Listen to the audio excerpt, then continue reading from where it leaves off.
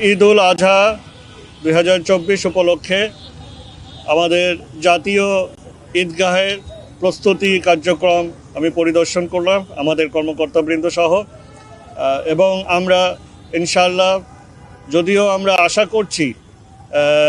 আশঙ্কা করছি যে হয়তোবা বৃষ্টি অনেক হবে, বিপুল বৃষ্টি হতে সম্ভাবনা রয়েছে, তারপরও আমরা গতবারের ন্যায় যেই প্রস্তুতি আমরা সম্পন্ন করছি তাতে আমরা আশা করছি 35,000 মুসল্লি এখানে স্বাচ্ছন্দ্যে এই ঈদের জামাতে অংশগ্রহণ করতে পারবেন এবং কোনো জলাবদ্ধতা বা পানির বিড়ম্বনায় পড়তে ইনশাআল্লাহ তাদের হবে না।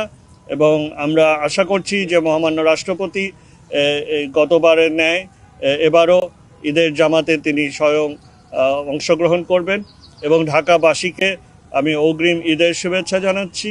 ঈদ মোবারক, এবং এই ঈদের জামাতে অংশগ্রহণ করার জন্য অনুরোধ করছি। এবং এই কোরবানি ঈদে আমাদের একটি বড় কার্যক্রম থাকে, পশুর যে কোরবানি বর্জ্য সেটা অপসারণের কার্যক্রম।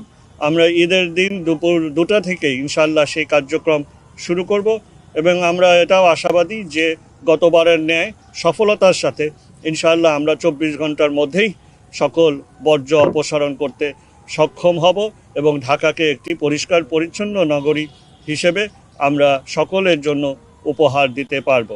তবে সেখানে আমার একটি বিনীত অনুরোধ থাকবে, গতবারের ন্যায় এবারও আমি সকলের প্রতি অনুরোধ করব যে যেহেতু একটি দীর্ঘ সময় ধরে আমাদের এই বিশাল কর্মযজ্ঞ হয়, হাটের বর্জ্য, কোরবানির পশুর বর্জ্য, নিয়মিত বর্জ্য সকল কিছুই আমাদেরকে পরিষ্কার করতে হয়। আগের রাত থেকে আমাদের প্রায় 72 ঘন্টা একটানা কার্যক্রম চলে, আমাদের কেউ বিশ্রাম নিতে পারে না। এই জন্য আমি সকলকে অনুরোধ করব যে 2 দিনের মধ্যে, ঈদের দিন এবং পরের দিন, এই 2 দিনের মধ্যেই যেন সকল কোরবানি সম্পন্ন করা হয়, যাতে করে এর পরবর্তীতে আর নতুন করে কোনো কোরবানির পশুর বর্জ্য আর সৃষ্টি না হয়।